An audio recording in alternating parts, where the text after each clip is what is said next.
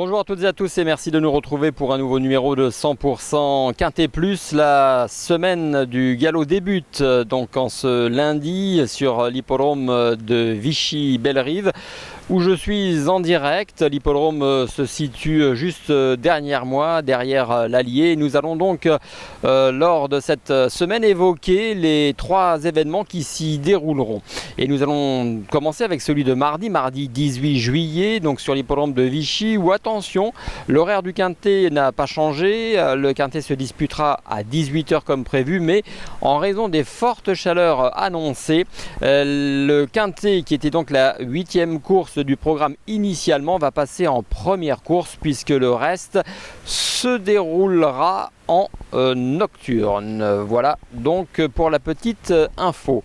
Et nous allons donc ensemble étudier le Quintet de mardi à Vichy. Je le disais, un handicap, le prix Hubert de Cateux. Il s'agit d'un handicap disputé sur 1400 mètres, réservé à des chevaux âgés de 3 ans et plus. Et nous allons tout de suite donc évoquer le tableau des participants et des chevaux que vous allez certainement reconnaître, car certains d'entre eux ont déjà eu l'occasion de briller à ce niveau. Au tableau Maroon 6 qui fait vraiment preuve d'une très belle régularité, mais évidemment il devra rendre du poids à tous ses adversaires. Le numéro 2 Amedras, c'est un très bon cheval. Amedras, je l'ai retenu, mais je vous avouerai que l'assèchement du terrain, les fortes chaleurs annoncées mardi ne vont pas jouer en sa faveur. En théorie.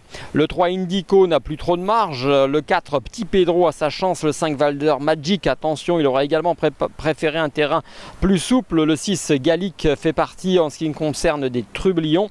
Le 7 True Dragon fait aussi partie des outsiders intéressants. Une seule course cette année, mais c'est un cheval qui avait par le passé montré des moyens. On va enchaîner avec le numéro 8 Passalito qui est susceptible de finir dans les 5 premiers, mais qui n'a pas trop de marge. Le 9, il s'agit de 8 Bury Lane qui tentera également de se réhabiliter à ce niveau. Le 10 Pedrito fait partie des bonnes chances, c'est l'entraînement d'Henri-Alex Pantal qui déléguera plusieurs chevaux au cours de cette semaine. Le numéro 11 Ivory Spring associé à Christian Desmoureaux qui a vraiment le vent en poupe ces derniers jours, vous l'avez remarqué, et Ivory Spring va tenter de tirer son épingle du jeu ici. Le 12 Raising Up est en forme. Le 13 Bobic fait partie des outsiders. Le 14 Nolito, c'est mon favori. Le 15 Essai Transformé et le 16 Cour du Roi termineront le tableau de ces participants. Deux chevaux que je viens de citer qui sont également susceptibles de bien faire. Vous l'aurez compris, c'est un 1400 mètres ouvert et donc c'est surtout l'aptitude au bon terrain qui va certainement faire la différence. On rentre tout de suite dans le vif du sujet.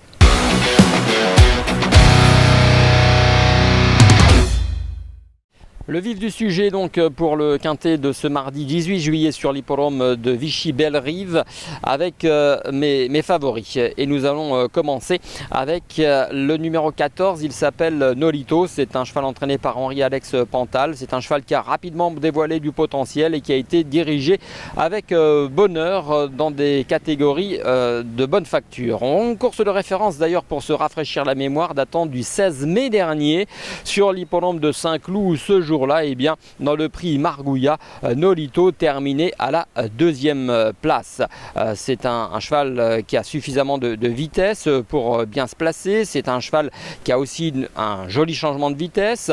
Il se situe correctement sur l'échelle des valeurs, puisque certes c'est un 3 ans, donc il est avantagé par rapport à ses aînés, mais il n'aura que 54 kg sur son dos. Il est associé à Maxime Guyon.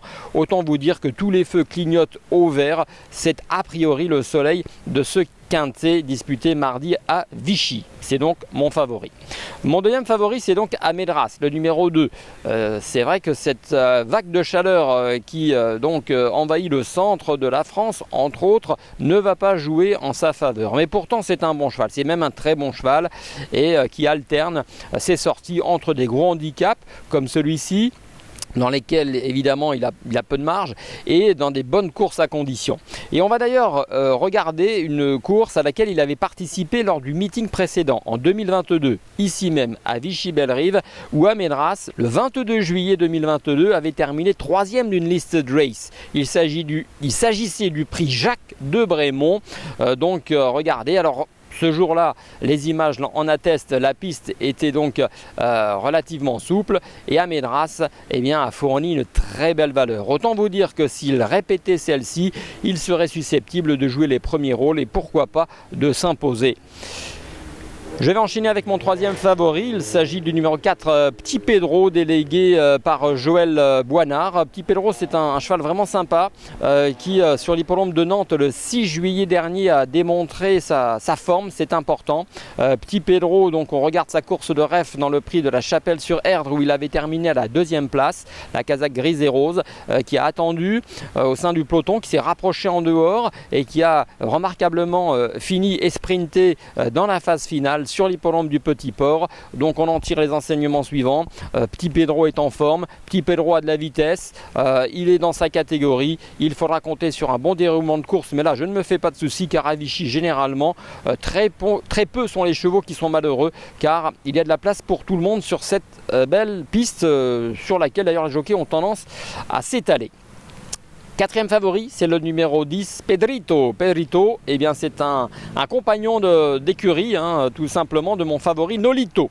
Donc Pedrito, le numéro 10, également entraîné par Henri-Alex Pantal, a son mot à dire dans ce genre d'épreuve. Il est dur comme un roc. On va se rafraîchir la mémoire avec sa performance à Paris-Longchamp dans le prix Major Fridolin. C'était un quintet qui s'est disputé le 29 juin dernier. Il a terminé ce jour-là à la 6e place. Il s'est très bien défendu, la casaque bleu, blanc et rouge.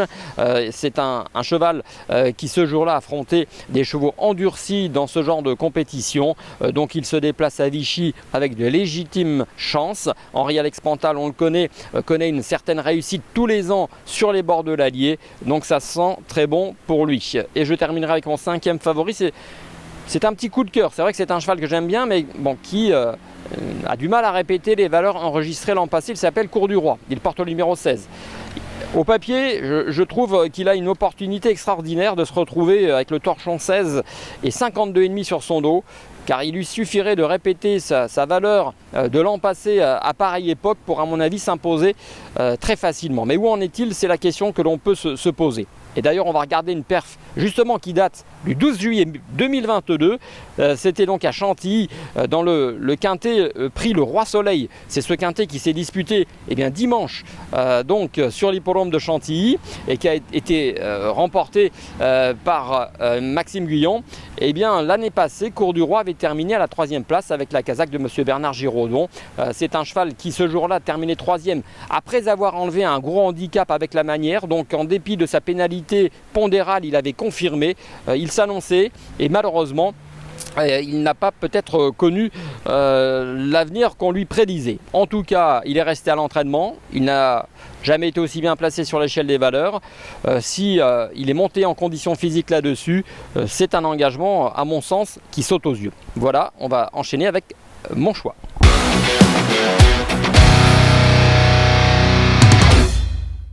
Notre choix, le mien, le tien, et c'est une sélection chiffrée qui est donc la suivante, le numéro 14. C'est Nolito, c'est mon favori, c'est Maxime Guyon, c'est Henri-Alex Pantal, c'est un bon placement sur l'échelle des valeurs, c'est la base intégrale. Le 2 Amedras, c'est un bon cheval, mais je le répète, meilleur en terrain beaucoup plus souple. Le 4 Petit Pedro est en forme, le 10 Pedrito a une bonne chance théorique ici, et puis le 16 Cours du Roi, c'est mon gros coup de cœur. Donc 14, 2, 4, 10 et 16 pour le quintet, et on se quitte avec donc un jeu simple et un conseil de jeu. Donc il s'agit du défi du galop, donc attention à Opazan qui portera le numéro 5 Opazan et qui va tenter de faire comme en 2021 où il avait remporté cette listed race, faire aussi bien peut-être que l'année dernière où il avait terminé à la 3e place, mais en tout cas c'est un cheval slovaque qui adore Vichy et qui a été préparé de très longue date pour cet engagement. Donc auteur d'une bonne course de rentrée, il vient à 100% de ses moyens. Il devrait jouer la victoire. Il s'appelle Opazan, il porte le numéro 5 dans le défi du galop, la 7e étape du défi du galop. Merci de votre attention, merci de votre fidélité et écoutez désormais les conseils de Romain Poré Et nous, on se retrouvera pour un nouveau numéro, car nous sommes toute la semaine sur l'hippodrome de Vichy-Bellerive. Bye bye. Merci à vous d'avoir suivi cette vidéo. Alors pour vous abonner à notre chaîne YouTube, c'est ici. Et pour suivre encore plus de vidéos Paris Turf, c'est de ce côté.